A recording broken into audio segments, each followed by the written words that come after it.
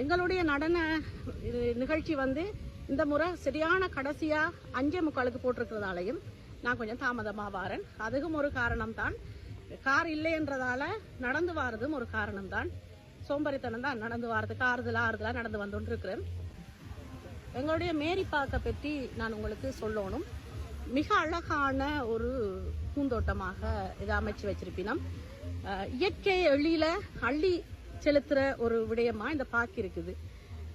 குளிர்காலத்துல வந்தாலும் சரி, கோடை காலத்துல வந்தாலும் சரி, இந்த பாக்க பார்த்து எப்பொழுதும் ரசிச்சு கொண்டே இருக்கலாம்.